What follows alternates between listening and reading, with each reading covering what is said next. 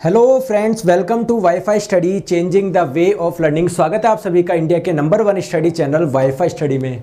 तो कैसे हो आप लोग सभी, क्या हाल चाल है आप लोगों के। तो देखिए, जैसा कि आप लोगों को पता है एनटीपीसी के पेपर हो चुके हैं, मतलब बहुत सारे स्टूडेंट के हो चुके हैं, बहुत सारों के होना अभी बाकी है। और आप लोगों को ये भी पता है ग्रुप डी भी आपके सामने है, उसमें भी बहुत ज़्यादा समय हमारे पास में नहीं है और 25 नंबर की उसमें साइंस आएगी। तो देखिए, आप लोगों को पता है उसकी प्रिपरेशन किस प्रकार से हमारी चल रही है। इसको चेक करने का सबसे बेस्ट तरीका है जो ग्रुप डी 2018 का पहला जो पेपर हुआ था, कब हुआ था, 17 सितंबर 2018 को हुआ था। कितनी शिफ्ट हुई थी? 3 शिफ्ट हुई थी। तो इसमें जितने भी क्वेश्चंस आप लोगों के आए, मैं आप लोगों को सॉल्यूशन करवाने वाला हूं और आप लोगों को देखना है इसमें से कितने क्वेश्चंस आप लोगों को आते हैं और आप लोग अपनी प्रिपरेशन चेक कर सकते हैं। चलो आ जाइए। और अगर आप लोग अपनी प्रिपरेशन को और बेस्ट करना चाहते हैं ग्रुप डी एनटीपीसी के लिए, तो रोज दोपहर 1 बजे ये क्लास लेना ना भूले। बिल्कुल फ्री क्लास होती है अनअकैडमी पर। यहाँ पर आप लोगों को आपकी रैंक भी मिलती है ना। रोज टेस्ट के फॉर्म में क्लास होती है, हर एक क्वेश्चन का सॉल्यूशन मैं खुद आपको करवाता हूँ। तो अनअकैडमी लर्निंग ऐप डाउनलोड कर ले, वहाँ पर दोस्तों गोल सेलेक्ट कर ले, एसएससी एग्जाम इसके स्पेशल क्लासेज में होती है ना। तो वहाँ पर मेरा नाम सर्च कर ले, नीरज जांगेड़, मुझे फॉलो कर ले। यहाँ पर स्पेशल क्लासेज में आप लोगों को मिल जाएगी। और नए स्टूडेंट हो तो आप लोगों से कोड पूछा जाता है एंटर करने से पहले, तो कोड आप लोग लगा दीजिएगा नीरज 11, अनलॉक कर दीजिएगा, आपका आ जाएगा awesome you have unlocked your free plan. यानी सभी क्लासेज आप लोग देख सकते हो, स्पेशल क्लासेज बिल्कुल फ्री। दोस्तों अनअकैडमी पे कोई सा भी सब्सक्रिप्शन ले, यूज कोड नीरज 11 जिससे आपको 10% डिस्काउंट मिल जाए। किसी भी कैटेगरी का चाहिए आप लोगों को, किसी स्टेट पीएससी का, एसएससी का, रेलवे का, बैंक का, तो आप लोग नीरज 11 कोड लगा के डिस्काउंट पा सकते हैं। जैसे एसएससी का चाहिए तो एसएससी का 12 महीने का दोस्तों 6500 है, रेफरल कोड लगा दो इधर नीरज 11 तो आपका 5850 का मिल जाएगा। मेरा साइंस का कोर्स कंप्लीट कोर्स अवेलेबल है एसएससी कैटेगरी में, साइंस का कंप्लीट कोर्स। ठीक है, चलिए स्टार्ट करें। तो आप लोगों के जो भी क्वेश्चन है यहाँ पर वन लाइनर में मैं आपके सामने रिप्रेजेंट करूंगा। आप लोगों के ऑप्शन नहीं है, क्योंकि मतलब ऑब्वियसली बात है दोस्तों, जो ग्रुप डी का जब पेपर आया था आप लोगों का, तो सभी बच्चे ने किस में भेजे थे, है ना, आप लोगों के वन लाइनर में भेजा था, सर ये क्वेश्चन आया, ये क्वेश्चन। तो सारा डाटा आप लोगों को 2018 में भी एनालिसिस करवाया था। मैंने सोचा क्यों नहीं एक बार फिर से वापस एनालिसिस करवाते हैं, जिससे आपको पता पड़े आपकी तैयारी कैसे चल रही है ना। तो आपका वन लाइनर क्वेश्चन होगा, आप लोगों को यहाँ पर जवाब देना है। तो चलिए पहले क्वेश्चन की तरफ हम लोग चलते हैं। आप लोगों का जवाब आना चाहिए, आंसर आप लोग बताते चलिए। तो पहला क्वेश्चन आपकी स्क्रीन पे है, जल्दी से बताइए ट्रांसफार्मर का कार्य क्या होता है। कमेंट करके बताएंगे ट्रांसफार्मर का कार्य क्या होता है। तो देखिए, बहुत जनों को लगता है ट्रांसफार्मर पता नहीं क्या होता है। तो मैं आप लोगों को बता दूं, आपके फोन में जब पुराना वाला जो चार्जर आता था ना, पुराने टाइम पे जो चार्जर आते थे मोटे मोटे, तो उसके जब आप लोग तोड़ोगे तो उसमें क्या आप लोगों को कुछ इस प्रकार की कुछ संरचनाएं दिखती थी क्या? बताओ। मतलब आप लोग की मान लो ये कोई प्लेट है, इस प्लेट में बीच में आप लोगों ने कोई छेद कर रखा है और ऐसी बहुत सारी प्लेट जुड़ी हुई रहती थी। दोस्तों ये क्या होता था? आपका ट्रांसफार्मर ही होता था। ये क्या होता था? आप लोगों का ट्रांसफार्मर ही होता था। तो इस ट्रांसफार्मर का कार्य क्या होता है दोस्तों? ये आपका वोल्टेज बढ़ाता भी है और वोल्टेज कम भी करता है। तो ऐसा ट्रांसफार्मर जो वोल्टेज को बढ़ाता है, इसको हम लोग बोलते हैं स्टेप अप ट्रांसफार्मर। इसको हम लोग क्या बोलते हैं? Step up transformer. और ऐसा ट्रांसफार्मर जो वोल्टेज को कम करता है, इसको हम लोग बोलते हैं स्टेप डाउन ट्रांसफार्मर। ओके, अगर आप लोगों से क्वेश्चन में पूछा जाए, मतलब ये ऑप्शन नहीं हो बढ़ाना या घटाना, तो ऑप्शन में क्या होगा?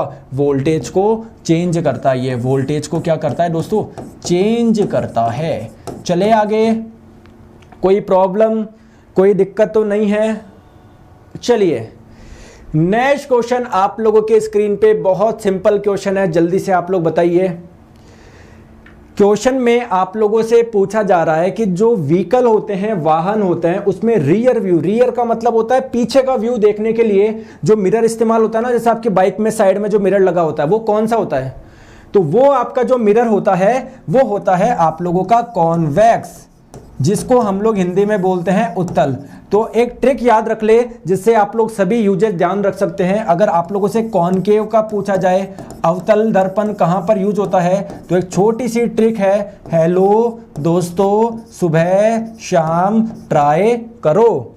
हेलो दोस्तों सुबह शाम ट्राई करो। तो एच से हो जाएगा गाड़ी की हेडलाइट, गाड़ी की हेडलाइट में इसका इस्तेमाल होता है कॉनकेव का। डी से हो जाएगा दोस्तों जो डेंटिस्ट होता है ना, दांतों का डॉक्टर, वो इस्तेमाल करते हैं। एस से हो जाएगा जो शेविंग मिरर होता है ना, जो आप लोग शेविंग बनवाने जाते हो तो शेविंग का जो मिरर होता है ना वो कौन सा होता है, कॉनकेव ही होता है। इस एस से याद रखोगे जो सोलर कुकर होते हैं, मतलब ऐसे कुकर जो सोलर लाइट का यूज करते हैं। टी से आपका हो जाएगा टॉर्च। इन सभी में कौन सा मिरर यूज होता है, कॉनकेव मिरर यूज होता है। और कॉन्वेक्स कहां पर होता है, गाड़ी में पीछे का व्यू देखने वाला जो मिरर होता है।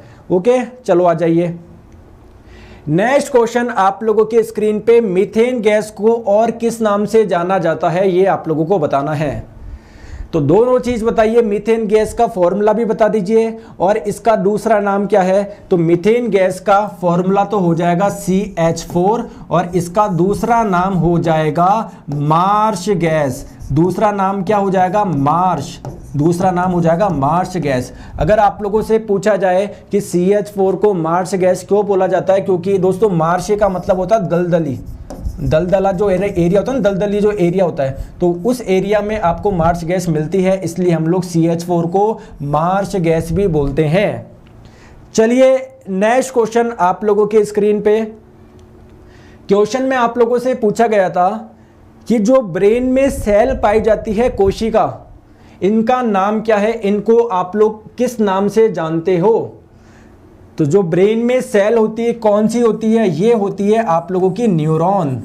और आप लोगों को पता है जो न्यूरॉन होता है ये हमारे शरीर की सबसे लंबी कोशिका है। अगर आप लोगों से पूछा जाए ह्यूमन बॉडी की लॉन्गेस्ट सेल कौन सी है, हमारे शरीर की सबसे लंबी कोशिका, तो वो है आपकी न्यूरॉन। अगर आप लोगों से सबसे बड़ी सेल पूछा जाए तो वो होती है एग, यानी अंडाणु, जो फीमेल में होती है ना। तो इस बार एनटीपीसी में न्यूरॉन से किस प्रकार के क्वेश्चन आए थे मैं ये भी बता देता हूं। देखिए न्यूरॉन आप लोगों का कुछ इस प्रकार से दिखता है ना। तो यहां पर आप लोग जो ब्रांच देख पा रहे हो ना, ये कुछ शाखा से निकल रही है। अगर आप लोगों से पूछा जाए कि ये ब्रांच जो निकल रही है ये क्या होती है, दोस्तों डेंड्राइट होती है। तो ये क्वेश्चन इस बार के एनटीपीसी में पूछा गया था कि ये जो डेंड्राइट होता है ना, डेंड्राइट, इसका फंक्शन क्या होता है। तो देखिए न्यूरॉन क्या करता है, सिग्नल को, संकेतों को रिसीव करता है और आगे भेजता है। तो डेंड्राइट का काम क्या होता है, संकेतों को ग्रहण करना, सिग्नल को रिसीव करना, संकेतों को ग्रहण करना। चलिए और क्या क्वेश्चन आया था, एक क्वेश्चन और आया था एनटीपीसी में इस न्यूरॉन से रिलेटेड ही, कि जो ये न्यूरॉन होता है इसका कौन सा भाग सिग्नल को ट्रांसमिट करता है। देखिए सिग्नल को एक्सेप्ट किसने करा, ग्रहण किसने करा, डेंड्राइट ने करा। इसको आगे ट्रांसमिट कौन करता है, तो ये आप लोग का जो ये पूरा का पूरा स्ट्रक्चर देख पा रहे हो, इसको हम लोग बोलते हैं एक्सॉन। और एक्सॉन ही है जो सिग्नल को आगे ट्रांसमिट करता है।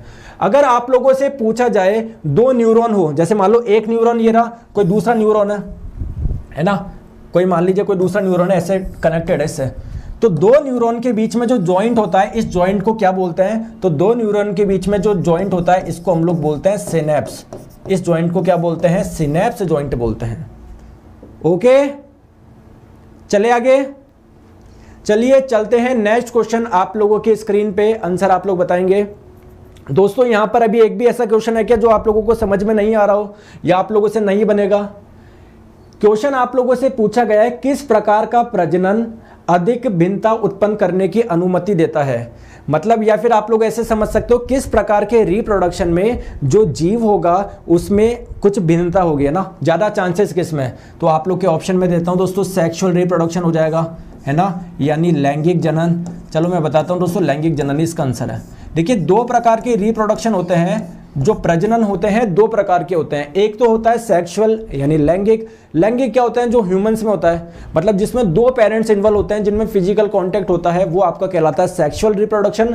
और जिसमें फिजिकल कांटेक्ट नहीं होता वो आपका कहलाता है असेक्सुअल यानी अलैंगिक जनन। अब आप लोग बोलेंगे बिना फिजिकल कांटेक्ट के किस प्रकार से रिप्रोडक्शन होता है, तो जैसे एक आप लोगों का मेथड बता रहा हूं मैं, बडिंग। बडिंग जिसको हिंदी में हम लोग बोलते हैं मुकुलन। ये मुकुलन में क्या होता है, पहले तो ये बताइए कि बडिंग होता किस किस में। ये होता है दोस्तों एक तो हाइड्रा में, एक आपका होता है यीस्ट में यानी खमीर में। तो हाइड्रा में क्या होता है दोस्तों, जैसे मान लीजिए हाइड्रा ही है, तो यहाँ पर इसमें कुछ डेवलप होता है जिसको हम लोग बोलते हैं बड़, और ये थोड़ा डेवलप होके अलग बन जाता है। तो ये एक अलग जीव बन गया, ये एक अलग जीव बन गया, ठीक है। लेकिन जो आपकी भिन्नता ज़्यादा आने के चांसेस रहते हैं, किस में ज़्यादा स्कोप रहता है, सेक्सुअल रिप्रोडक्शन में, लैंगिक जनन में, ठीक है। इनमें तो बहुत ज़्यादा सिमिलरिटी होगी इनमें। चलो आगे चलते हैं नेक्स्ट क्वेश्चन पे। कार्बन मोनोऑक्साइड का सूत्र बताना है भैया, ऐसा भी कोई क्वेश्चन है क्या? कार्बन मोनोऑक्साइड का फॉर्मूला बताना है आप लोगों को, सिंपल सा क्वेश्चन है, मुझे नहीं लगता आपको इसमें कोई डाउट हो जाएगा। ये इसका फॉर्मूला हो जाएगा, ये CO2 किसका होता है, ये कार्बन डाइऑक्साइड का होता है, और ये आपका कार्बन मोनोऑक्साइड का होता है। सिंपल सा क्वेश्चन है। चले आगे आ जाइए। नेक्स्ट क्वेश्चन आप लोगों की स्क्रीन पे, आंसर आप लोग बताए। क्वेश्चन आपकी स्क्रीन पे बताइए। सर न्यू क्लास है क्या, प्लीज रिप्लाई। नहीं दोस्तों, जो आप लोगों के 2018 में क्वेश्चन पूछा गया था वो मैं आप लोगों को करवा रहा हूं। नाइट्रोजन की परमाणु संख्या बताना है, परमाणु क्रमांक बताना है। तो मैंने आप लोगों को कुछ दिन पहले भी बताया था, जब पीरियोडिक टेबल पढ़ाई थी, मैंने आपको बताया था दोस्तों 30 तक आप लोगों को याद रखना है। Hydrogen, helium, lithium, beryllium, boron, carbon, nitrogen, non sodium, ठीक है, 30 तक आप लोगों को ध्यान रखना है। तो इसमें से नाइट्रोजन कौन सा नंबर पे होता है, hydrogen, helium, lithium, beryllium, boron, carbon, nitrogen. तो नाइट्रोजन आता है 7वें नंबर पे। परमाणु क्रमांक 7 किसका होता है, नाइट्रोजन का होता है। चलिए नेक्स्ट क्वेश्चन आप लोगों से पूछा गया था, न्यूलैंड सीरीज है ना, मतलब कुछ न्यूलैंड सीरीज से आया था वो क्वेश्चन, मुझे एक्चुअली पता नहीं कि क्या वो था। तो न्यूलैंड सीरीज आप लोग जानते हो, ये एक क्लासिफिकेशन यानी तत्वों के वर्गीकरण का एक तरीका है।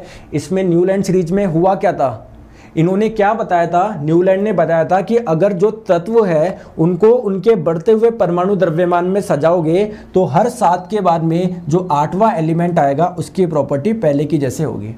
तो इस क्वेश्चन में क्या पूछा जा सकता है मैं आप लोगों को बता सकता हूं, मतलब मैं कोशिश करता हूं कि आप लोगों से क्या क्या पूछे जाने के आसार है। इसमें पूछा जा सकता है कि जो न्यूलैंड, इनमें से कौन सा है जो न्यूलैंड की सीरीज है। अच्छा मैं समझ गया क्वेश्चन क्या था, मतलब देखो कि ये आपको ये ऑप्शन में दे सकता है या ये ऑप्शन में दे सकता है या फिर ये दे सकता है या कुछ और दे सकता है। तो इनमें से कौन सा आप लोगों का ग्रुप है जो न्यूलैंड की सीरीज को सेटिस्फाइड कर रहा है। तो देखो ये भी आपका हो जाएगा, ये क्वेश्चन मैंने आपको करवा रखा है ना, कई बार करवा चुका हूं क्योंकि ये प्रीवियस ईयर का क्वेश्चन है ना, तो ये आप लोग ध्यान रखोगे।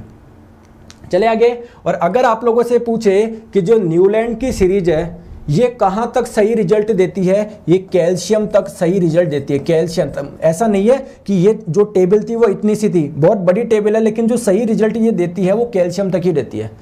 चलिए नेक्स्ट क्वेश्चन आप लोगों की स्क्रीन पे बताएंगे, जो लिमोनाइट होता है ये किसका अयस्क होता है, किसका और होता है।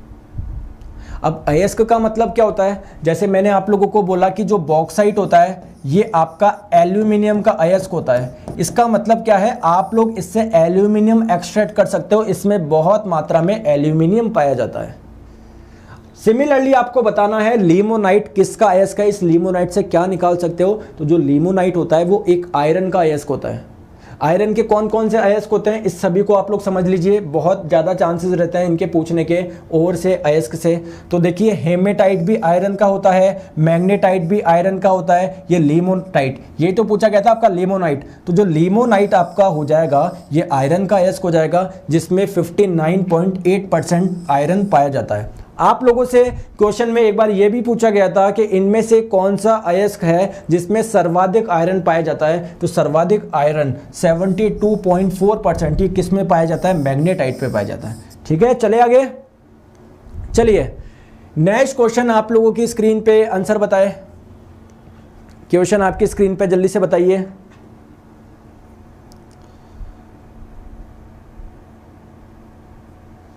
क्वेश्चन आपकी स्क्रीन पे बताइए।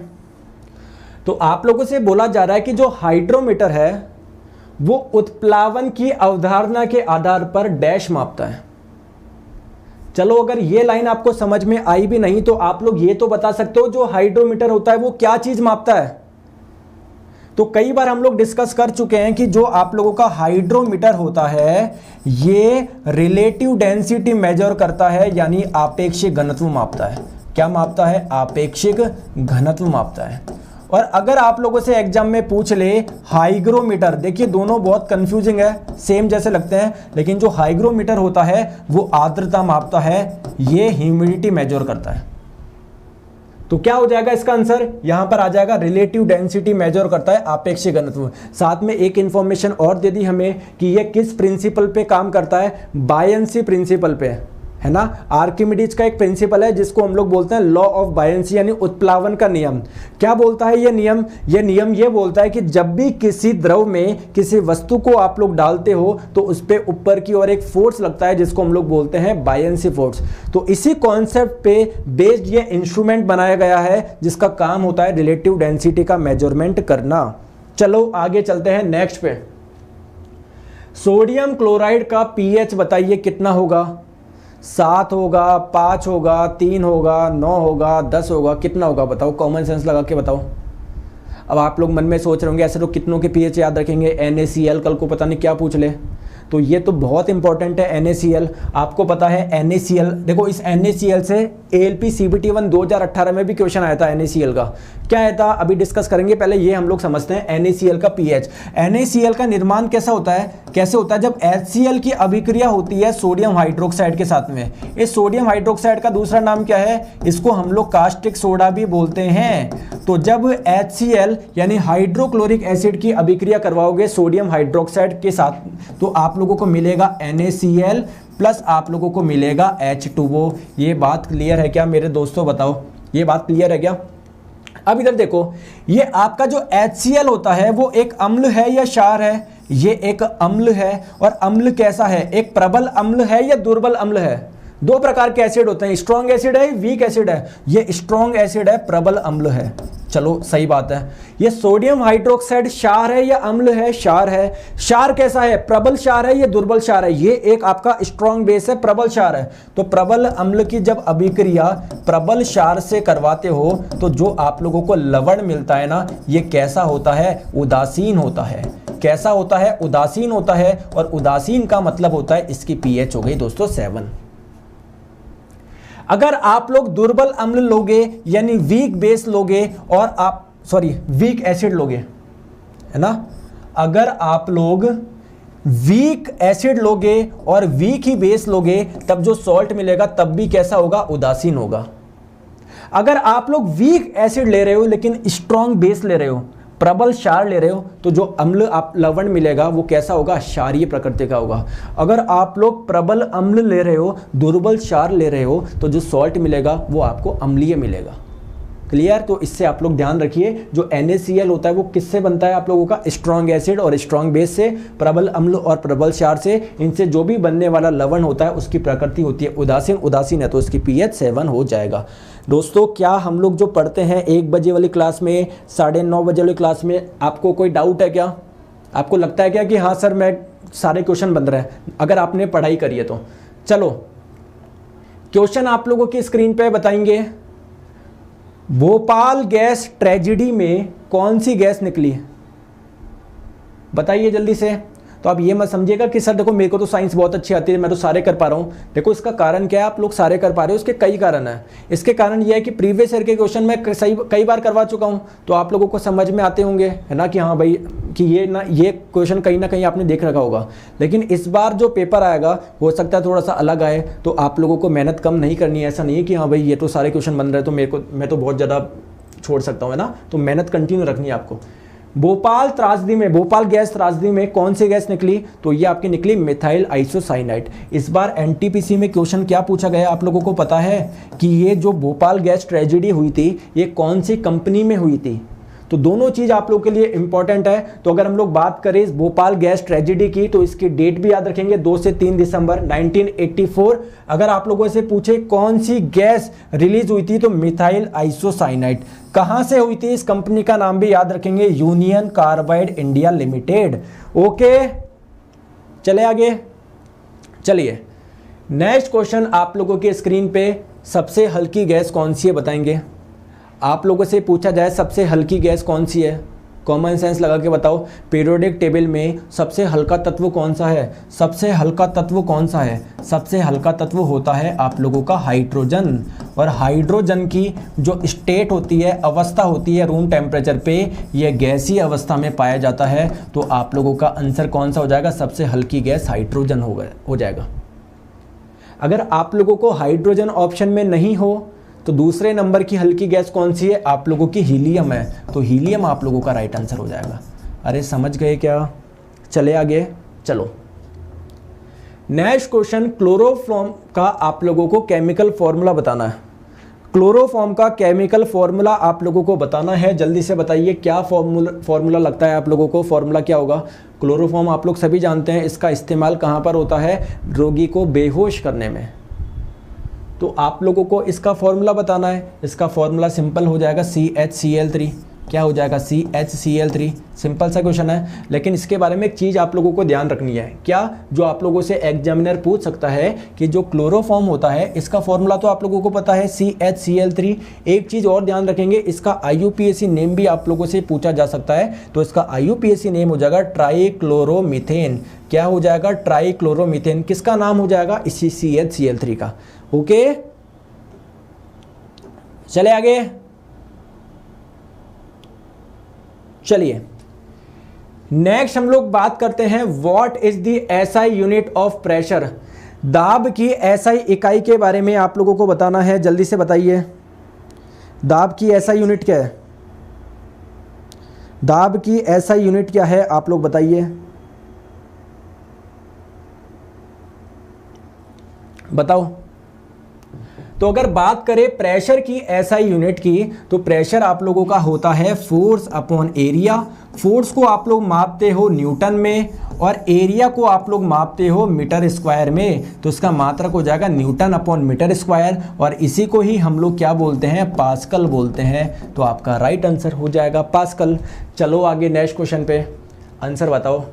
अब देखो पहला क्वेश्चन मेरे को ऐसा लग रहा है जिसमें आप लोगों को डाउट आ सकता है। इससे पहले एक भी क्वेश्चन मेरे को नहीं लगता आप में डाउट आ सकता है। ये आप लोगों से पूछा गया लक्स किसकी इकाई है। ये वो वाला लक्स नहीं है, नहाने वाला जो साबुन आता है, ये अलग ही पूछ रहा है लक्स क्या होता है। अच्छा, आप लोगों को लक्स नहीं पता होगा तो क्या आप लोगों को ल्यूमेन पता है क्या, ल्यूमेन? मुझे बताइए ल्यूमेन किसका मात्रक है, ये तो आप लोगों को पता होगा। तो ल्यूमेन आप लोग बोलेंगे ल्यूमिनस इंटेंसिटी, यानी ज्योति तीव्रता का मात्रक है। ये तो ज्योति तीव्रता का मात्रक है ल्यूमेन। लेकिन ये लक्स किसकी यूनिट होती है, ये पहली बार सुना है। तो देखिए मैं आप लोगों को डिफरेंस बताता हूं। सबसे पहले आप लोग समझेंगे कि जो लक्स होती है ये इल्यूमिनेंस की यूनिट होती है, ये इल्यूमिनेंस की। और अगर हम लोग बात करें ल्यूमेन, ये ल्यूमिनस इंटेंसिटी यानी ज्योति तीव्रता का मापन होता है। अब दोनों में डिफरेंस क्या है, अगर मैं आपको बताऊं, दोनों कहीं ना कहीं एक ही है, लेकिन जो ज्योति तीव्रता है ल्यूमिनस इंटेंसिटी ये बताएगा। जैसे मान लीजिए कोई भी सोर्स है आप लोगों का, फॉर एग्जाम्पल देखो, ये देख लीजिए दोस्तों, ये कोई सोर्स है, ठीक है। अब ये मत देखो सर, मैं तो कुछ और दिखाना चाह रहा था। चलो देखो, ये मान लीजिए ये लाइट का सोर्स है, इससे क्या आ रही है, लाइट आ रही है। तो इसकी इंटेंसिटी कितनी है, सोर्स की इंटेंसिटी कितनी है, सोर्स की इंटेंसिटी जो आप लोग बताओगे वो आप लोग बताते हो ल्यूमेन से। समझ आ रही है बात को। लेकिन मान लीजिए ये जो लाइट है, ये जो लाइट है वो किसी सरफेस पे पड़ रही है, किसी भी सरफेस पे, मान लीजिए कोई टेबल है या बुक है, तो किस इंटेंसिटी से आ रही है, उसका इफेक्ट कितना हो रहा है उस सरफेस पे, ये जो आप लोग मेजरमेंट करते हो इसको हम लोग बोलते हैं इल्यूमिनेंस। और इसको जो मेजरमेंट करोगे वो आप लोग करोगे लक्स में। समझ में आ गया कि दोस्तों डिफरेंस? अरे बताओ, ओके, समझ में आ गया क्या, बताओ। चलिए आगे हम लोग बात करते हैं नेक्स्ट क्वेश्चन पे। तो नेक्स्ट आप लोग इसका आंसर बताएंगे, जल्दी से बताएंगे क्वेश्चन का आंसर।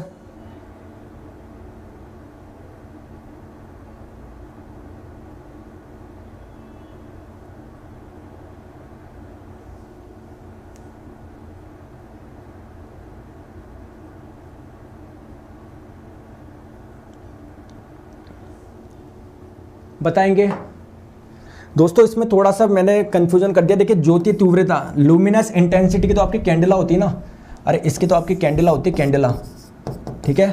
तो ल्यूमेन किसकी होती है, लुमिनस फ्लक्स की होती है ना। ये लुमिनस फ्लक्स की होती है ना, थोड़ा सा लुमिनस फ्लक्स की होती है, यानी ज्योति फ्लक्स की होती है, ठीक है। ये आपकी फ्लक्स की होती है। और अगर बात करें आप लोगों से इल्यूमिनेंस की, मतलब कोई अगर लाइट आ रही है, किसी सोर्स से आ रही है, तो वो अगर किसी सरफेस पे पड़ रही है तो उसकी इंटेंसिटी क्या है ना, वो चीज़ आप लोग जो मेजर करते हो उसको बोलता है इल्यूमिनेंस। तो इल्यूमिनेंस का मात्रक होता है लक्स।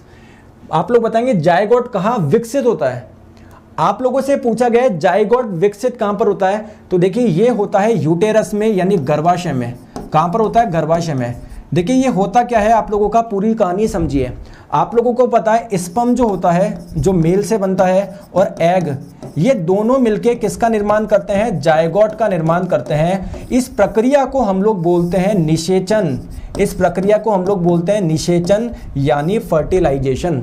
अगर आप लोगों से पूछे फर्टिलाइजेशन यानी निषेचन कहां पर होता है, इस बार का एनटीपीसी 28 दिसंबर फर्स्ट शिफ्ट का क्वेश्चन, तो ये होता है फैलोपियन ट्यूब में। कहां पर होता है? फैलोपियन ट्यूब में या फैलोपियन नलिका आप लोग बोल सकते हो।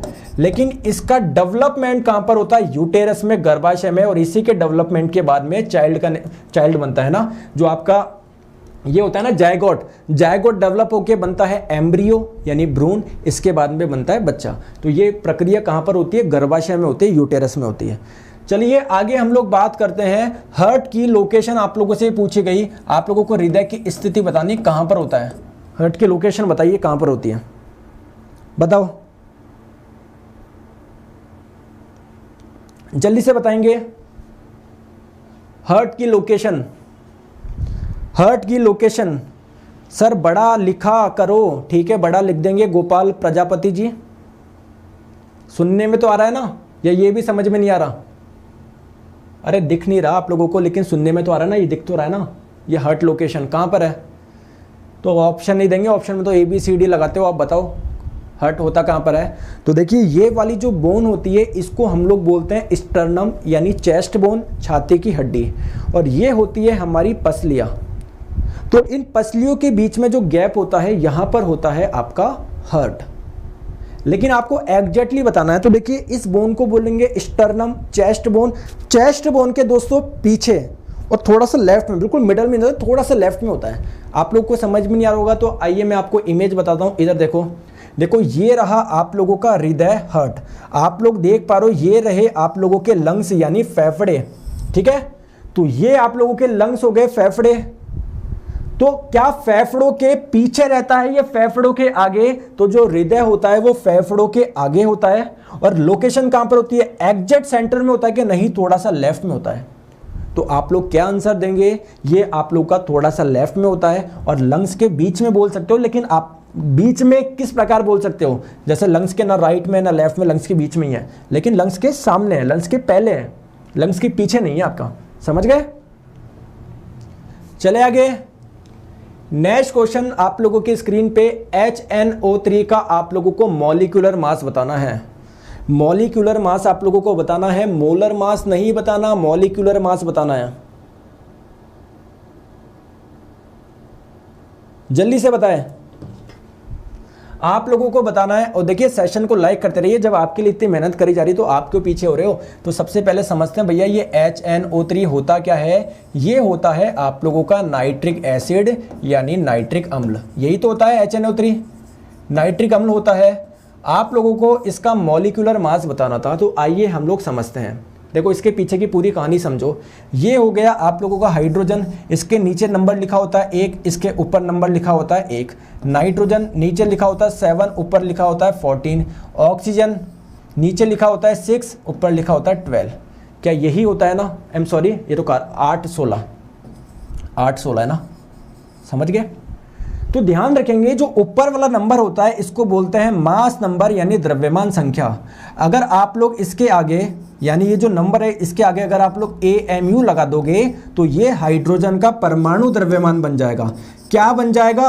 हाइड्रोजन का परमाणु द्रव्यमान बन जाएगा यानी एटॉमिक मास बन जाएगा। इसका मतलब क्या होता है? हाइड्रोजन के एक एटम का द्रव्यमान कितना होता है? 1 AMU। ये AMU क्या होता है? AMU का मतलब होता है एटॉमिक मास यूनिट। इसका मतलब होता है 1.67 × 10⁻27 kg को ही हम लोग क्या बोलते हैं? 1 AMU बोलते हैं। चलो ठीक है, जरा मुझे बताओ नाइट्रोजन का परमाणु द्रव्यमान कितना होगा? ये जो आगे नंबर लिख रहा है ना ऊपर, इसके आगे लगा दो आप लोग AMU, तो 14 AMU आपका नाइट्रोजन का परमाणु द्रव्यमान हो जाएगा। ये क्या है? 16 के आगे आप लोग लगा दो AMU, ये ऑक्सीजन का परमाणु द्रव्यमान बन जाएगा। बात क्लियर है क्या? क्या आप लोग जानते हैं परमाणु परमाणु मिलके अणु बनाते हैं? तो ये जो पूरा का पूरा मॉलिक्यूल है HNO3, क्या इसमें बहुत सारे एटम है क्या? बिल्कुल है। तो इस HNO3 के एक मॉलिक्यूल में, एक अणु में हाइड्रोजन के कितने एटम है? हाइड्रोजन का एक एटम है, नाइट्रोजन का एक एटम है, ऑक्सीजन के 3 एटम है। तो इन सबका द्रव्यमान जोड़ लो, जो आपके पास में आएगा वो इस अणु का द्रव्यमान आ जाएगा, इस मॉलिक्यूल का मास आ जाएगा। इसी को हम लोग क्या बोलते हैं? मॉलिक्यूलर मास बोलते हैं। तो हाइड्रोजन का एक एटम है, इसका द्रव्यमान हो गया 1 AMU। नाइट्रोजन का एक एटम है, इसका द्रव्यमान हो जाएगा 14 AMU। भैया ऑक्सीजन के एक एटम का द्रव्यमान होता है 16 AMU। 3 है, कितने हो जाएगा? 48 AMU। जरा जोड़ के बताना, गणित बहुत कमजोर है मेरी, जल्दी से बताओ कितना हो जाएगा? तो 48 और 14 आपके कितना हो जाएगा? 62 और 1 63। तो आपका आंसर आ जाएगा 63 AMU। ठीक है, तो बहुत जने आंसर देते हैं 63 63 63। अरे आगे तो बताओ, 63 के आगे क्या आएगा? 63 के आगे आएगा AMU, जिसको हम लोग बोलते हैं एटॉमिक मास यूनिट। अरे समझ में आ गया क्या? और अगर आप लोगों से क्वेश्चन में यह पूछा जाता कि जो HNO3 होता है नाइट्रिक एसिड, इसका मोलर द्रव्यमान बताओ, जब आप लोग अच्छे हिल जाते, इसका मोलर द्रव्यमान बताओ, इसका मोलर द्रव्यमान। अब आप लोग बोलेंगे सर मोलर द्रव्यमान क्या होता है? यानी नाइट्रिक एसिड के 1 मोल का द्रव्यमान। इसका मतलब क्या है? 1 मोल का मतलब होता है, जैसे दर्जन का मतलब 12 होता है, वैसे मोल का मतलब होता है 6.023 × 10⁻23। यानी आपको मोलर द्रव्यमान यानी इसके 1 मोल यानी 6.023 × 10⁻23 मॉलिक्यूल्स लो, उसका द्रव्यमान कितना होगा? तो बस क्या करना है आप लोगों को, AMU की जगह लगा देना ग्राम, AMU की जगह लगा देना ग्राम। जैसे यहां पर देखो, हाइड्रोजन का परमाणु द्रव्यमान कितना था? 1 AMU। अगर आपका हाइड्रोजन का मोलर द्रव्यमान पूछे, तो क्या हो जाएगा?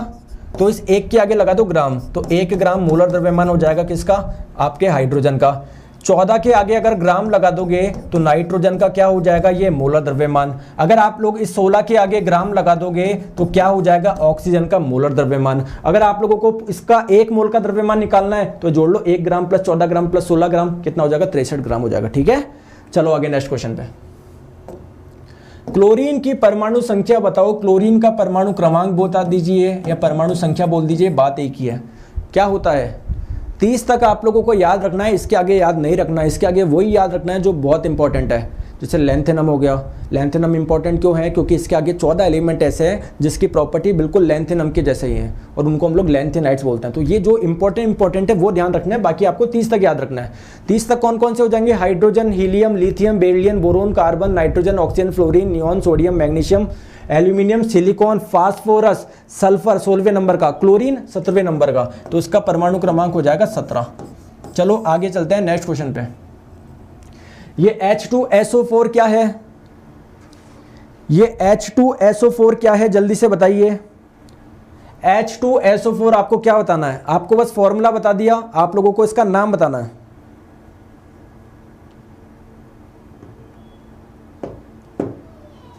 पीडीएफ कहां से मिलेगी? पीडीएफ क्लास के बाद में मिल जाएगी, कमेंट सेक्शन में आपको लिंक मिल जाएगी, वहां से डाउनलोड कर सकते हो। आंसर बताइए आप लोग, पीडीएफ के पीछे मत भागो। ये भैया H2SO4 ये तो सल्फ्यूरिक एसिड है। ये HNO3 क्या है? नाइट्रिक एसिड है। ये आपका H2CO3 क्या है? ये कार्बोनिक एसिड है। तो बहुत सारी चीजें जो पूछी जा सकती है, तो ये H2SO4 हो जाएगा आप लोग का सल्फ्यूरिक एसिड। चलो आगे चलते हैं नेक्स्ट क्वेश्चन पे। ये देखो सल्फर का परमाणु क्रमांक। अब आपके मन में डाउट आएगा, सर ऐसा कैसे हो सकता है? एक ही शिफ्ट में सल्फर का भी पूछ लिया और एक क्लोरीन का भी। तो मैं आप लोगों को 17 तारीख के तीनों शिफ्ट का करवा रहा हूँ। ये आपका पहले वाला जो क्लोरीन पूछा था फर्स्ट शिफ्ट का, ये सेकंड शिफ्ट का है। बताओ सल्फर का परमाणु क्रमांक, तो सल्फर का 16, क्लोरीन का 17, तो इसका 16 हो जाएगा। चलो आगे क्वेश्चन आप लोग के स्क्रीन पे बताएंगे। आवेश की इकाई क्या है? Unit of charge. तो यूनिट ऑफ चार्ज आप लोगों का क्या हो जाएगा? किस में मापा जाता है? आवेश को कूलम्ब में मापा जाता है। कूलम्ब में, समझ में आ गया? किस में? कूलम्ब में मापा जाता है। तो राइट आंसर आपका कूलम्ब हो जाएगा। नेक्स्ट क्वेश्चन, ब्लड ग्रुप की खोज किसने करी? देखिए ब्लड ग्रुप की खोज आपको बतानी है। जैसे ब्लड ग्रुप ए है, ब्लड ग्रुप बी है, ब्लड ग्रुप ए बी है, ब्लड ग्रुप ओ है। तो ये जो ब्लड ग्रुप की खोज करी थी वो किसने करी थी? जल्दी से बताइए नाम।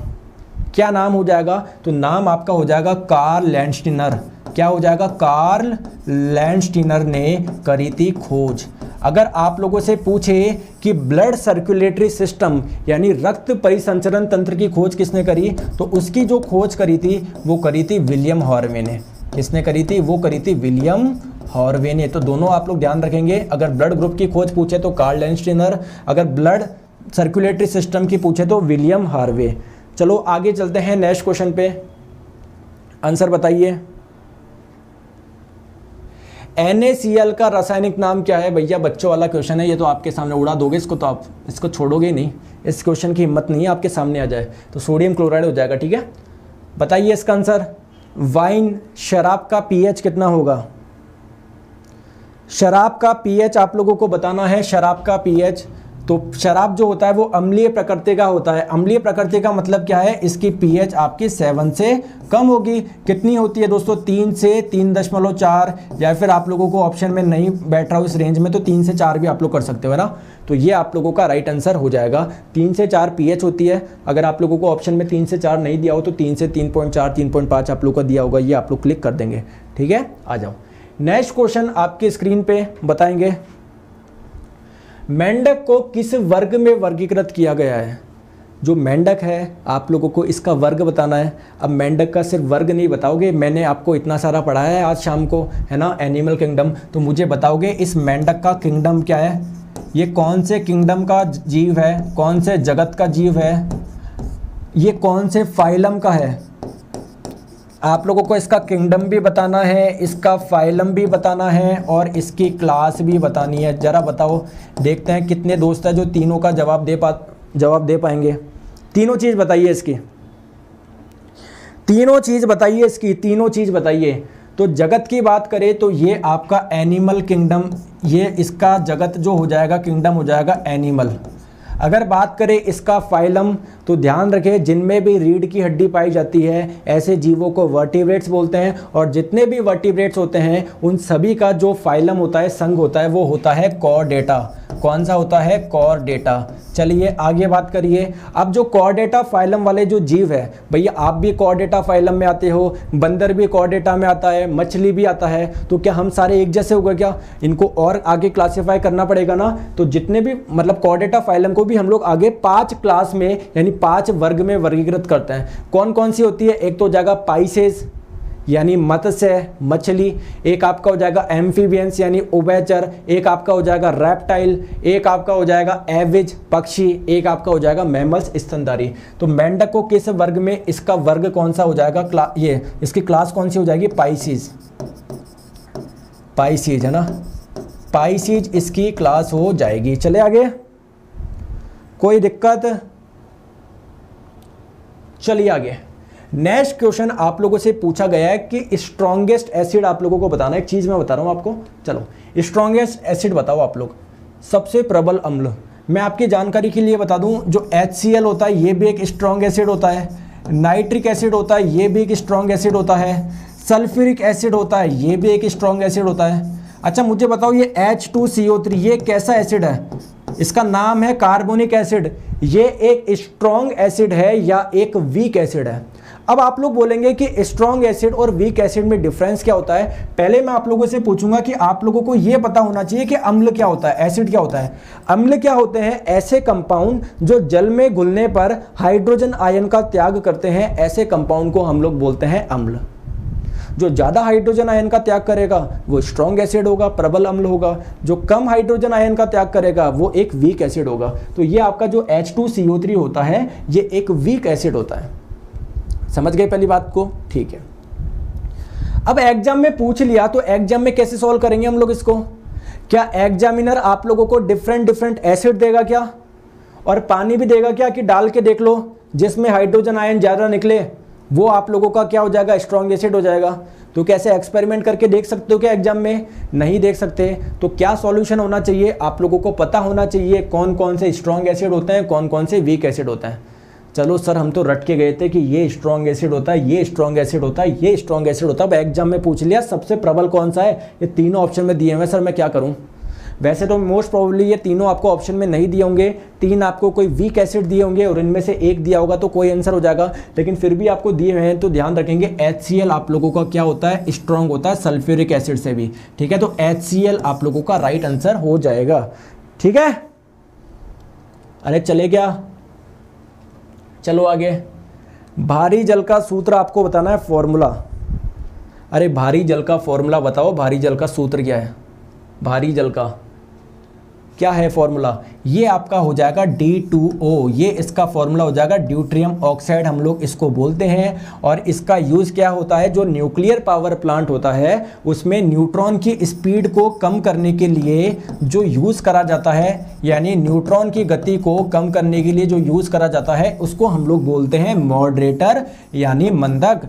तो मंदक के रूप में किसका इस्तेमाल करा जाता है, ड्यूट्रियम ऑक्साइड यानी भारी जल का। या आप लोगों का और किसका किया जा सकता है दोस्तों, ग्रेफाइट का किया जा सकता है।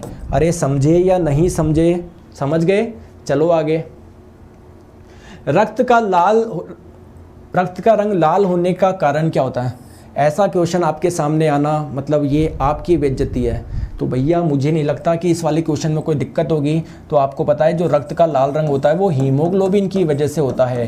हीमोग्लोबिन क्या होता है, ये ब्लड में पाया जाने वाला एक प्रोटीन होता है। आप लोगों से पूछ ले कि हीमोग्लोबिन की अगर कमी होती है तो इस डिजीज को क्या बोलेंगे, एनीमिया बोलेंगे। अगर आप लोगों से पूछ ले इस हीमोग्लोबिन में कौन सी धातु पाई जाती है, तो इसमें पाई जाती है आयरन पाई जाती है। ओके चलो आगे। नेक्स्ट क्वेश्चन, कोशिका की खोज किसने करी? ये इस बार के एनटीपीसी में 2 से 3 बार आया है। इस बार के एनटीपीसी में पूछा गया है ये क्वेश्चन, बताओ कोशिका की खोज किसने करी? ये क्वेश्चन इस बार के एनटीपीसी में पूछा गया था, लेकिन एनटीपीसी में पूछा गया था Robert Hooke discovered what. Robert Hooke ने किसकी डिस्कवरी करी? तो रॉबर्ट हुक भैया ने किसकी करी थी? रॉबर्ट हुक ने किसकी डिस्कवरी करी थी? सेल की करी थी, कोशिका की करी थी। एक नाम बड़ा कंफ्यूज करता है, एक होता है आपका रॉबर्ट ब्राउन। रॉबर्ट ब्राउन ये भी बड़ा कंफ्यूज करता है। तो देखिए जो आपकी सेल होती है कोशिका, इसमें न्यूक्लियस होता है केंद्रक, इस न्यूक्लियस की जो डिस्कवरी करी थी वो रॉबर्ट ब्राउन ने करी थी। दोनों में आप लोग कंफ्यूज नहीं होना। चलो आगे। क्वेश्चन आपके स्क्रीन पे, ये तो भैया आपकी बेइज्जती पे बेइज्जती करे जा रहे हैं क्वेश्चन। खट्टे फलों में मुख्य रूप से क्या पाया जाता है? तो सिंपल सा चीज़ है सिट्रिक एसिड। लेकिन ऐसा नहीं है कि जो मैं आप लोगों को पेपर करवा रहा हूँ सारे क्वेश्चन इतने ईजी आए। ये स्टार्टिंग की शिफ्ट है, मैं आप लोगों को सारी शिफ्ट करवाऊंगा, टेंशन मत करो। और जब आगे चल के क्वेश्चन देखोगे ना तो भैया दिमाग ख़राब हो जाएगा कि सर ये ग्रुप डी की तैयारी करवा रहे हो, किसकी तैयारी करा रहे हो, ठीक है। तो आप लोगों को साइंस ऐसा नहीं है बस ये 4-5 क्वेश्चन अगर आपको आ गए तो अपने आप में महारथी बन रहे हो। जैसे आप लोग मेहनत कर रहे हो, रोज दोपहर 1 बजे वाली क्लास देख रहे हो, सुबह 9:30 बजे देख रहे हो, उसको कंटिन्यू रखना है। अभी ये स्टार्टिंग वाले पेपर आगे वाले देखना आप। तो अगर बात करें खट्टे फलों जो होते हैं वो किसके वजह से होता है, मतलब उसमें कौन सा एसिड पाया जाता है? तो सिट्रिक एसिड पाया जाता है। कौन सा? Citric acid. फॉर्मूला भी याद रख लो, C6H8O7 इसका फॉर्मूला हो जाएगा। चलो आगे। नेक्स्ट क्वेश्चन आप लोगों की स्क्रीन पे बताओगे।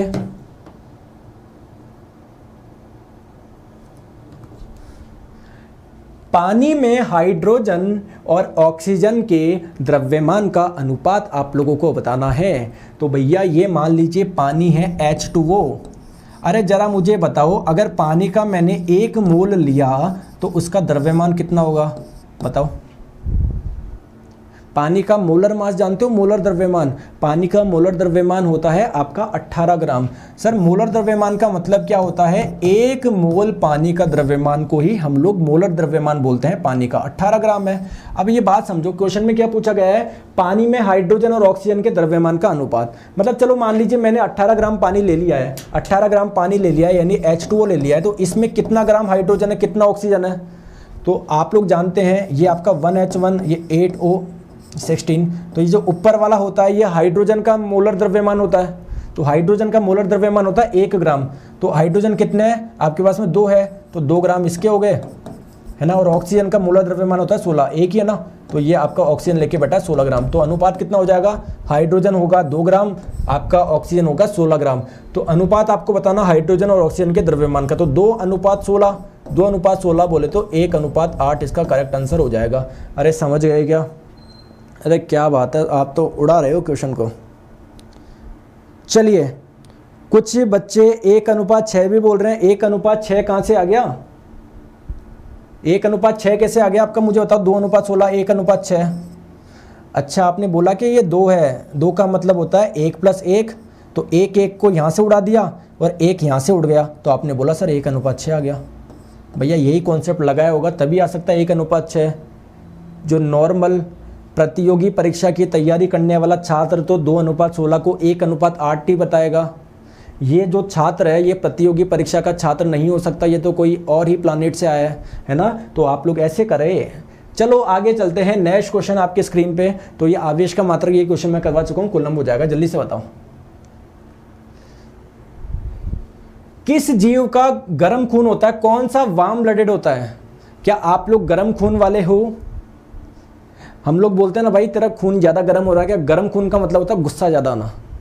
अब ये नहीं है कि सर गुस्सा ज़्यादा आता है ना, तो घर में बात करें सर चाचा का तो गर्म खून है लेकिन भैया का गर्म खून नहीं है, तो उस प्रकार से नहीं देना, गुस्से के हिसाब से नहीं देना। गर्म खून का मतलब होता है आपकी बॉडी का टेम्परेचर बाहर के अकॉर्डिंग चेंज हो रहा है क्या। जैसे मान लीजिए बाहर बहुत ज़्यादा सर्दी है, बाहर का टेम्परेचर 10 डिग्री सेल्सियस ही है, तो आपकी बॉडी का टेम्परेचर भी क्या 10 हो जाता है क्या? नहीं, हमारी बॉडी का टेम्परेचर तो 37 ही रहता है, चाहे बाहर कितनी भी गर्मी हो कितनी भी ठंडी हो। तो अगर आपकी बॉडी का टेम्परेचर बाहर के अकॉर्डिंग चेंज नहीं हो रहा तो आप लोगों को मैं बोलूँगा वार्म ब्लडेड, यानी गर्म रक्त वाला जानवर।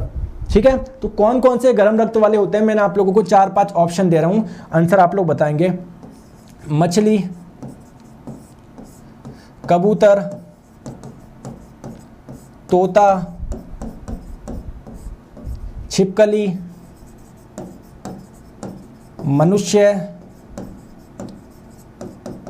ठीक है, उस मनुष्य का नाम लिख ही लो यार, मनुष्य का नाम लिख ही लो। मनुष्य में तो लड़का लड़की सब आ जाएंगे। नीरज,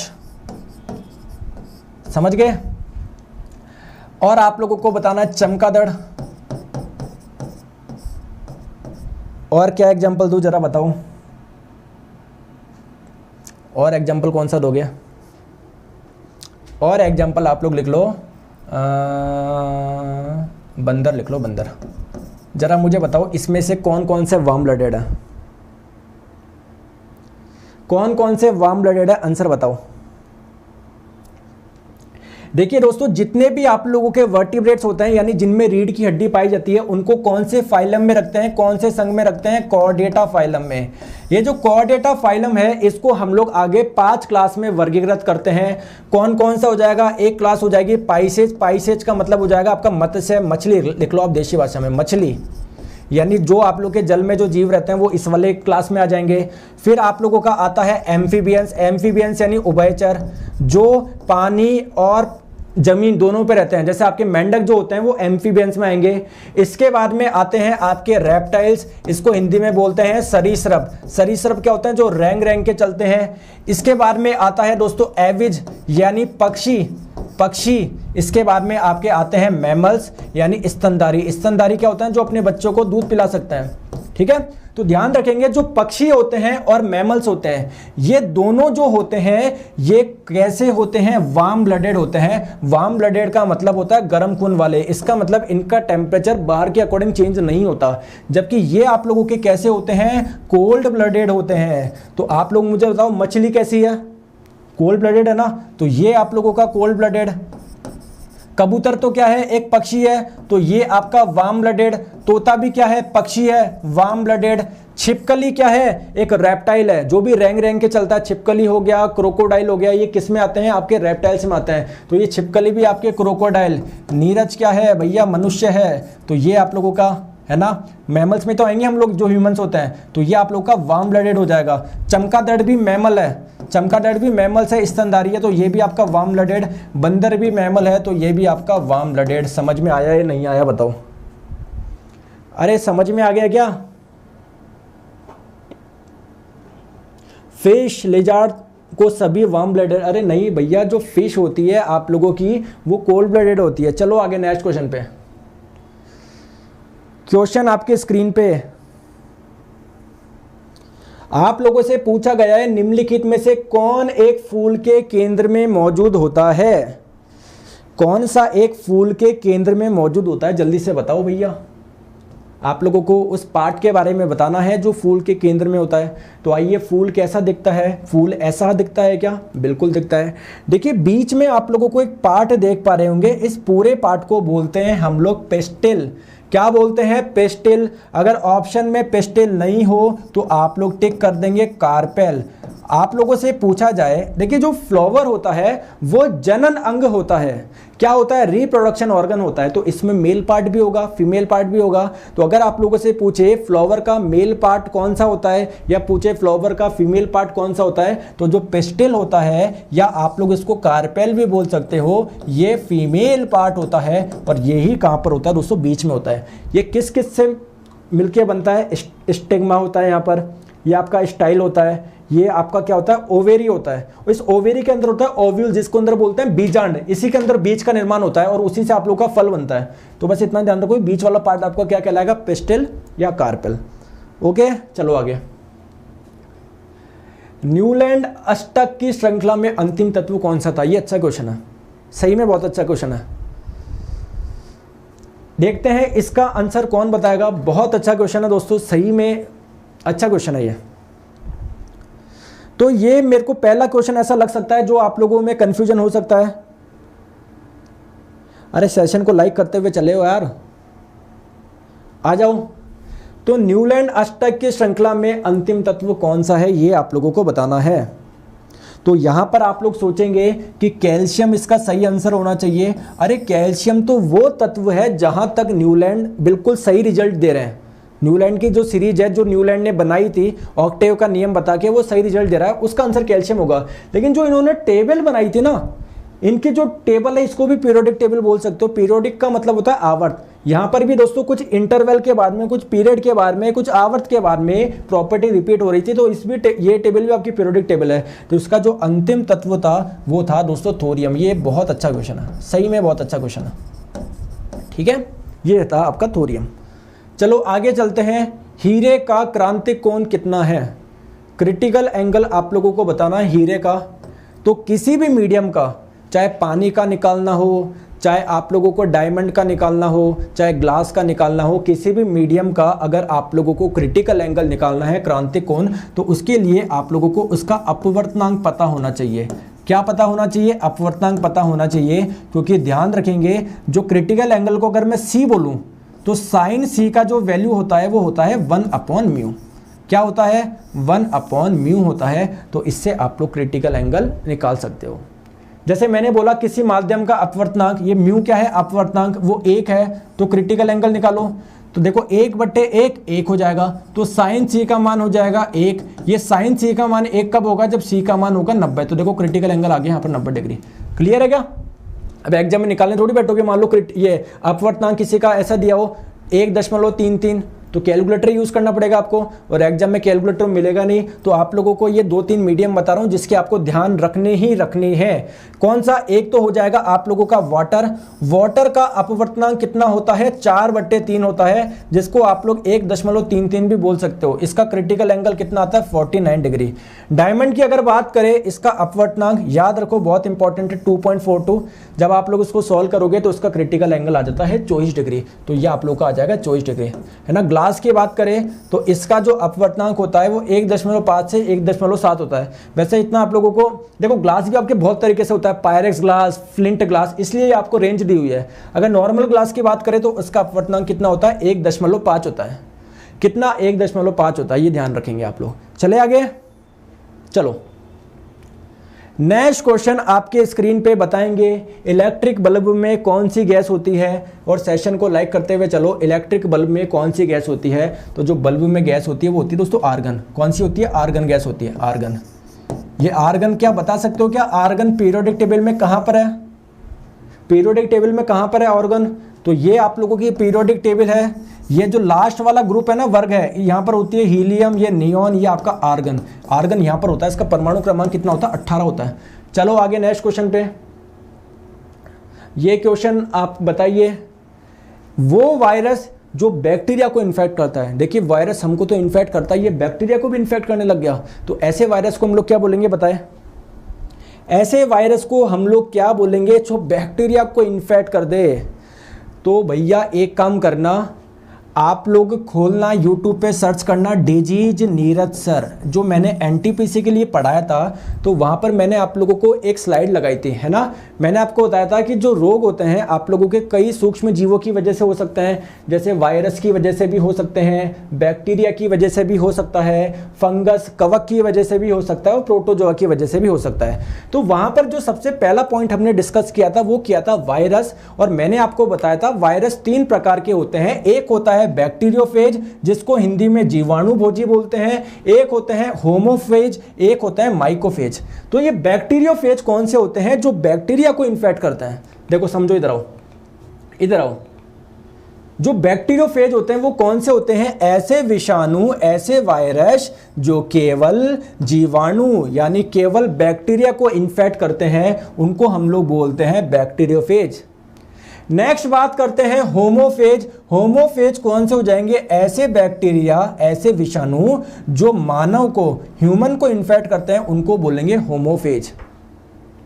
नेक्स्ट हम लोग बात करते हैं ये माइकोफेज कौन से होते हैं? ऐसे वायरस जो कवक यानी फंगस को इन्फेक्ट करते हैं, ऐसे वायरस को हम लोग बोलेंगे माइकोफेज। तो आप लोगों से इस वाले क्वेश्चन में पूछा गया था उन वायरस का नाम बताओ जो बैक्टीरिया को करता है इन्फेक्ट, तो वो कौन से हो जाएंगे? आपके बैक्टीरियोफेज हो जाएंगे। अरे ओके है क्या? जल्दी से बताओ। हाँ, कोरोना वायरस जो हो जाएगा वो आपका होमोफेज हो जाएगा। चलिए आगे बात करते हैं नेक्स्ट क्वेश्चन में। 18वें समूह में कितने तत्व हैं?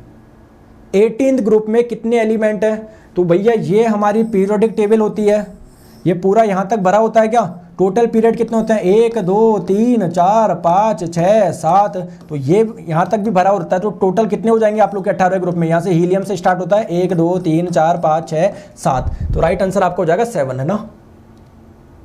ये देखो, है ना।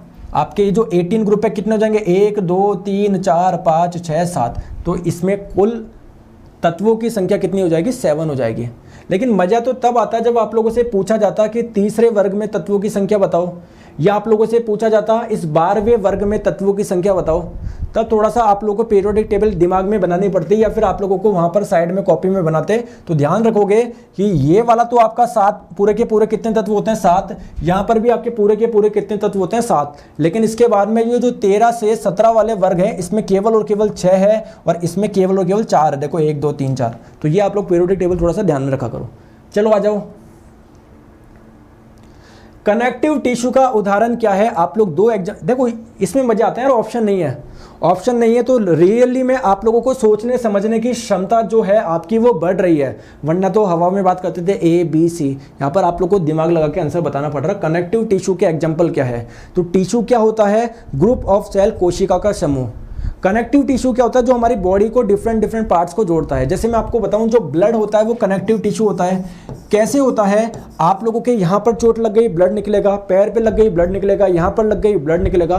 तो ब्लड क्या पूरी बॉडी में है क्या? पूरी बॉडी को जोड़ रखा है क्या? तो ब्लड एक कनेक्टिव टिश्यू हो जाएगा। और बताएंगे, और मैं आपको बताऊँ, ये जो बोन होती है, हड्डियाँ भी आप लोगों की कनेक्टिव टिश्यू हो जाएगी। जो लीगामेंट होते हैं, लीगामेंट क्या होता है? जो बोन को बोन से कनेक्ट करता है, तो ये भी आपका एक प्रकार का कनेक्टिव टिश्यू ही है। चलो आगे बात करते हैं नेक्स्ट क्वेश्चन पे। आप लोगों को क्वेश्चन में दिया हुआ था इफ V बराबर 18, दोस्तों वोल्टेज आपको दिया हुआ था 18, और वोल्टेज का मात्रक क्या होता है? वोल्ट होता है। तो कहीं ना कहीं आप लोगों को V दिया हुआ है 18 वोल्ट, और आप लोगों को R क्या होता है? रेजिस्टेंस, प्रतिरोध। R आप लोगों को दिया हुआ है 6 ओम। भाई प्रतिरोध को किस में मापते हो? ओम में तो मापते हो। तो आप लोगों को करंट बताना था। आप लोग सिंपल एक फॉर्मूला जानते हो, V बराबर क्या होता है? IR होता है। तो आप लोग करंट निकालना है तो I बराबर कर दो V/R। V आपका हो जाएगा 18, R हो जाएगा 6, 18/6 3 आपका आंसर हो जाएगा, है ना, जिसमें भी आप लोगों का दिया हुआ था। चलो आगे नेक्स्ट क्वेश्चन पे। नेक्स्ट क्वेश्चन, फ्लेमिंग के बाय नियम के अनुसार, बाएं हाथ का नियम करो इसको, है ना, इसको करो बाएं हाथ के नियम के अनुसार। बाएं हाथ के नियम के अनुसार बल की दिशा किसके द्वारा इंगित होती है? बताओ। अब आप लोग समझिए क्या ये बोलना चाह रहा है, इसके पीछे कॉन्सेप्ट क्या है, पूरा मैं आप लोगों को समझा देता हूं। जैसे मान लीजिए कोई मैग्नेट है, ये कोई एक चुंबक है, आपको पता है मैग्नेट के दो पोल होते हैं, एक होता है साउथ पोल, एक होता है नॉर्थ पोल, यानी एक दक्षिणी ध्रुव और एक उत्तरी ध्रुव। एक चीज आप लोग ध्यान रखेंगे कि ये जो दक्षिणी ध्रुव होता है, सॉरी उत्तरी ध्रुव होता है, इससे क्या निकलती है, मैग्नेटिक फील्ड लाइंस यानी चुंबकीय क्षेत्र रेखाएं निकलती है। और कैसे आप लोग की आती है, साउथ पोल में आती है। ये आप लोगों ने सुना होगा दोस्तों, सुना है क्या, बताओ। तो आप लोग मुझे बताइए कि अगर मैं यहाँ पर दो मैग्नेट रखूँ, ये आपका नॉर्थ पोल साउथ पोल, ये आपका हो जाएगा कौन सा, साउथ पोल, ये आपका नॉर्थ पोल करो उसको ना, नॉर्थ पोल साउथ पोल, तो मैग्नेटिक फील्ड लाइंस की डायरेक्शन कुछ इस प्रकार से आएगी क्या, कुछ इस प्रकार से आएगी क्या। मतलब आप लोग बोलोगे कि चुंबकीय क्षेत्र की दिशा ये है, समझ गए। तो ध्यान से देखो मैं क्या समझाना चाह रहा हूं कि आप लोग अपना लेफ्ट हैंड लीजिए, इसमें ये बीच वाली उंगली मिडल फिंगर, एक ये वाली फिंगर और एक आपका थंब, इन तीनों को परपेंडिकुलर रखिए, यानी तीनों आपस में 90 डिग्री पे होनी चाहिए। क्या तीनों भी आपस में 90 डिग्री पे है क्या, देखो इसके और इसके बीच में 90 डिग्री कोण बन रहा है, इसके और इसके बीच में 90 डिग्री का कोण बन रहा है, और इसके और इसके बीच में 90 डिग्री का कोण बन रहा है। चलो ठीक है, तो आप लोग दोस्तों ये जो ये वाली उंगली है इसको रखो मैग्नेटिक फील्ड यानी चुंबकीय क्षेत्र की दिशा में। तो चुंबकीय क्षेत्र की दिशा भी कैसी है, अभी इस तरफ है ना, तो इस तरफ रख लो, देखो इस तरफ रख लो, समझ गए।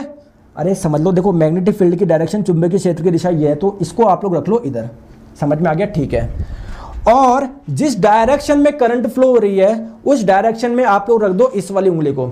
जैसे सर कैसे, मैं आप लोगों को बोलूं कि आपने एक वायर लिया, इसके बीच में रखा, इसके बीच में वायर रखा जिसमें करंट फ्लो हो रही है, ठीक है।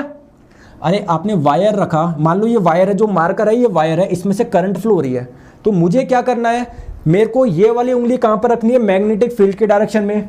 ये वाली उंगली कहां पर रखना है, जहां पर करंट फ्लो हो रही है। तो देखो करंट फ्लो हो रही है इधर और चुंबकीय क्षेत्र यहां पर है, तो जो थंब होगा ना ये फोर्स की डायरेक्शन बताएगा, यानी जो तार होगा ना इस पे ऊपर की ओर एक फोर्स लगेगा, ऊपर की ओर फोर्स लगेगा। ये जो आपका तार होगा ना ऊपर की ओर मोशन करेगा, ऊपर की ओर फोर्स लगेगा। तो ये जो थंब होता है ना, बल की दिशा कौन इंगित करता है, फोर्स करता है, यानी सॉरी बल की दिशा किसके द्वारा इंगित होती है, थंब के द्वारा, है ना, ये थंब इसके द्वारा। ये मोशन का मतलब क्या है, ऊपर की ओर फोर्स लग रहा है तो ऊपर की ओर मोशन कर रहा है, तो जो फोर्स की डायरेक्शन होती है ये थंब के द्वारा होती है, अंगूठे के द्वारा होती है। अरे ओके है क्या, बताओ। चलो आगे नेक्स्ट क्वेश्चन, कूलम किसकी, देखो ये भी आपका थर्ड शिफ्ट में भी सेम क्वेश्चन आता है, कूलम किसकी इकाई है, जल्दी से बताएंगे। मानव शरीर में शर्करा का पता कहाँ लगाया जाता है, आप लोग कैसे पता लगाओगे कि आपकी बॉडी में शुगर का अमाउंट ज़्यादा है, कैसे पता लगाते हैं, तो आपके ब्लड से पता लगाते हैं। आपने देखा होगा शुगर का जब टेस्ट किया जाता है तो वो ब्लड निकालते हैं, थोड़ा सा इसमें चेक किया जाता है, और अगर शुगर का अमाउंट ज़्यादा है तो इस परेशानी को हम लोग क्या बोलते हैं, डायबिटीज। और क्या आप लोग बोल सकते हैं, बता सकते हैं जो डायबिटीज बीमारी होती है कौन से हार्मोन की कमी से होता है, ये इंसुलिन हार्मोन की कमी से होती है, ये इंसुलिन हार्मोन की कमी से होती है आप लोगों को डायबिटीज। चलो आगे नेक्स्ट क्वेश्चन पे, ऑक्टेव सिद्धांत किसके द्वारा दिया गया, कितनी बार पढ़ लिया, न्यूलैंड यार, ये किसने दिया, न्यूलैंड ने दिया। इसका आंसर क्या हो जाएगा, न्यूलैंड हो जाएगा, सिंपल सा क्वेश्चन है, न्यूलैंड इसका आंसर हो जाएगा। चलो आगे बताइए, गलती मत करिएगा, क्लास के स्टार्टिंग में बता चुका हूँ कार की हेडलाइट में, तो भूल गए क्या, हेलो दोस्तों सुबह शाम ट्राई करो। तो ये हेडलाइट में कौन सा होगा, कॉनकेव होगा, अवतल होगा। चलिए आगे बात करते हैं नेक्स्ट क्वेश्चन। ये क्वेश्चन इस बार के एनटीपीसी में भी आप लोगों से पूछा गया था, ये क्वेश्चन इस बार के एनटीपीसी में भी आप लोगों से पूछा गया था कि ऊर्जा उत्पादन के दौरान ग्लूकोज का पायरुवेट में टूटना, है ना, पायरुवेट से नहीं पायरुवेट में टूटना, तो ये प्रक्रिया कहाँ पर होती है। देखिए आप लोगों को पता है जो एनर्जी आपको मिलती है वो किससे मिलती है, कार्बोहाइड्रेट से मिलती है। जब कार्बोहाइड्रेट का पाचन होता है तो ये कन्वर्ट होता है आप लोगों का ग्लूकोज में। अब जब इस ग्लूकोज का रेस्पिरेशन होगा श्वसन के द्वारा, इस ग्लूकोज से आप लोगों को एनर्जी मिलती है। तो श्वसन के 3 आप लोगों के फेज होते हैं, phase number 1, phase number 2, phase number 3। तो फेज नंबर 1 में क्या होता है, जो ग्लूकोज होता है ये आपका टूटता है किसमें, ये आपका टूटता है पायरुवेट में। किसमें, ये टूटता है पायरुवेट में। इस पायरुवेट का ही दूसरा नाम क्या है, पायरुविक एसिड भी है ना, पायरुविक एसिड भी इसका दूसरा नाम है पायरुविक अम्ल। तो अगर आप लोगों से पूछा जाए कि इस प्रक्रिया को हम लोग क्या बोलते हैं, इस प्रक्रिया को हम लोग बोलते हैं ग्लाइकोलिसिस। और ये प्रक्रिया होती कहां पर है, जो सेल होती है, सेल में न्यूक्लियस होता है केंद्रक, इसके बाहर एक लिक्विड पाया जाता है जिसको हम लोग बोलते हैं साइटोप्लाज्म यानी कोशिका द्रव्य। इसी साइटोप्लाज्म में ग्लूकोज आपका पायरुवेट में टूटता है। तो आंसर आपका हो जाएगा साइटोप्लाज्म कोशिका द्रव्य। अरे समझ गए क्या? चले आगे। नेक्स्ट क्वेश्चन आप लोगों की स्क्रीन पे, सार्स का फुल फॉर्म आप लोगों को बताना है। सार्स का फुल फॉर्म बताना है, सिंपल सा क्वेश्चन है, सीवियर एक्यूट रेस्पिरेटरी सिंड्रोम। तो ये आप लोगों का सार का फुल फॉर्म हो जाएगा। नेक्स्ट क्वेश्चन, किस कारण से तारे टिमटिमाते हैं? किस कारण से तारे टिमटिमाते हैं बताइए। दीपक राज जी बोल रहे हैं सर वो क्लास चालू हो गई, तो जाइए, आपको रोका किसने है दीपक जी। तो किस कारण से तारे टिमटिमाते हैं, इसके पीछे कारण होता है प्रकाश का अपवर्तन यानी रिफ्रैक्शन ऑफ लाइट। ओके चलो आगे, ये आपका हो जाएगा प्रकाश के अपवर्तन के कारण। और जो अपवर्तन होता है किसके द्वारा होता है, वायुमंडल के द्वारा होता है। रक्त का पीएच आप लोग बताइए, ब्लड के पीएच की वैल्यू आप लोग बताइए, ब्लड के पीएच की वैल्यू। तो जो ब्लड का पीएच होता है उसकी वैल्यू होती है 7.3 से 7.4 के बीच में। तो भैया पीएच 7 से ज़्यादा होती है तो ये कौन सा होता है, बेसिक नेचर का होता है। तो ब्लड भी आप लोगों का बेसिक यानी क्षारीय प्रकृति का होता है। नेक्स्ट क्वेश्चन आप लोगों से पूछा गया फोर्स का फॉर्मूला। तो फोर्स का फॉर्मूला क्या होता है, F बराबर आपका हो जाएगा M इंटू ए यानी द्रव्यमान गुना त्वरण। समझ गए? चलो तो देखिए ये मैंने आपको करवा दिया। अब मैं आप लोगों को करवाने वाला हूं 18 सितंबर का। तो दोस्तों 18 सितंबर का मैं कितने बजे करवाऊं, मैंने वैसे तो टाइम रखा था 9 बजे, इसको 10 बजे करवा लूं तो किसी को कोई दिक्कत तो नहीं है? किसी को कोई दिक्कत तो नहीं है? इसको करवा रहा हूं मैं दोस्तों रात्रि 10 बजे 10 PM पे करवा दूंगा इसको, ठीक है 10 PM पे करवा दूंगा। आ जाना, ज्यादा क्वेश्चन नहीं है इसके, 36-37 क्वेश्चन है। 10 बजे करवाऊंगा, 10 बजे आज। अरे भैया 10 बजे करवाऊंगा तो आ जाना 10 बजे क्लास में, ठीक है। और देखना तैयारी कैसे चल रही है आप लोगों की। चलो और आपको मैं बता दूं, जो भी स्टूडेंट्स हैं एसएससी की तैयारी कर रहे हैं, तो दोस्तों ये आप लोग एक बार टेस्ट देखो, टेस्ट देख के देखो। अगर आप लोग यहाँ पर अच्छा स्कोर करते हो तो आप लोगों को यहाँ पर फ्री सब्सक्रिप्शन मिलेगा। तो आप लोगों की तैयारी वैसे ही इतनी अच्छी है तो आप लोग जरूर इस टेस्ट में अपीयर होंगे। डिस्क्रिप्शन में इसकी लिंक दी हुई है। 7 मार्च को होगा दोपहर 12 बजे। समझ गए? आप लोग इस टेस्ट को अटेम्प्ट करिए। अगर आप लोगों के मार्क्स अच्छे आते हैं तो आप लोगों को फ्री सब्सक्रिप्शन मिलेगा। इसमें कोड यूज कर ले आप लोग नीरज 11। कौन सा कोड यूज करेंगे, नीरज 11। अभी आप लोग इनरोल कर लीजिए जिससे क्लास से पहले आपका नोटिफिकेशन आ जाए। ओके चलिए, है ना दोस्तों। और दोपहर 1 बजे वाली क्लास से मिस मत करा करो। जितने भी ग्रुप डी के क्वेश्चन है सारे मैं आप लोगों को करवाता हूं दोपहर 1 बजे क्लास में, कोई भी प्रॉब्लम नहीं आएगी साइंस में। तो यहां पर मैं आप लोगों को आपके रैंक भी बताता हूं। तो क्या करना है, अनअकैडमी लर्निंग ऐप डाउनलोड कर लीजिए, वहां पर गोल सेलेक्ट कर ले एसएससी एग्जाम्स, इसके स्पेशल क्लासेज के सेक्शन में आ जाइए, मेरा नाम सर्च करिए, वहां पर नीरज जांगेड़ मुझे फॉलो कर ले, यहां पर आपको स्पेशल क्लासेज में मिल जाएगा।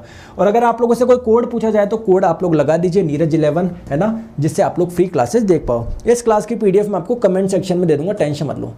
सर 9 बजे नहीं 10 बजे होगा यार, है ना, 10 बजे होगा। मेरे सुबह से कुछ खाया नहीं यार, मेरे को थोड़ा सा आराम करने दो, है ना। और दोस्तों आप लोग अपनी बेस्ट प्रिपरेशन के लिए अनअकैडमी सब्सक्रिप्शन से जुड़ सकते हो। यहाँ पर आप लोगों को मिलता है सारे कोर्सेज एक ही सब्सक्रिप्शन में, सारी पीडीएफ, मेरा साइंस का कंप्लीट कोर्स अवेलेबल है वो भी मिल जाएगा, बाकी फैकल्टी के भी आपको कोर्स मिल जाएंगे। तो एसएससी एग्जाम्स का गेट सब्सक्रिप्शन करेंगे 12 महीने का 6500 का है, रेफरल कोड लगाओगे नीरज 11 तो ये आपका 5850 का पड़ जाएगा, है ना। और आप लोग इसके अलावा कोई सी भी कैटेगरी का सब्सक्रिप्शन ले सकते हैं जो आपकी इच्छा हो। अगर आपके कोई ब्रदर है छोटे जिसको 9th क्लास का दिलवाना है, 10th क्लास का, सारे सब्सक्रिप्शन अवेलेबल है अनअकैडमी पे। नीरज 11 कोड आप लोग लगा लीजिए। ओके दोस्तों 10 बजे मिलेंगे, ठीक है 10 बजे मिलेंगे, समझो रात्रि 10 बजे मिलेंगे। अरे ज़्यादा क्लास नहीं होगी, लंबी, है ना। तो वीडियो को लाइक करें, शेयर करें, चैनल सब्सक्राइब जरूर करें। इस क्लास की पीडीएफ में आपको कमेंट सेक्शन में रखवा दूंगा। Thank you so much. 9 बजे नहीं हो सकता, 10 बजे होगा, ठीक है। Thank you so much. अरे यार थोड़ा मैं आपके लिए इतना कर रहा हूँ, थोड़ा सा आप भी मान जाइए। बताओ। Okay thank you so much, bye bye.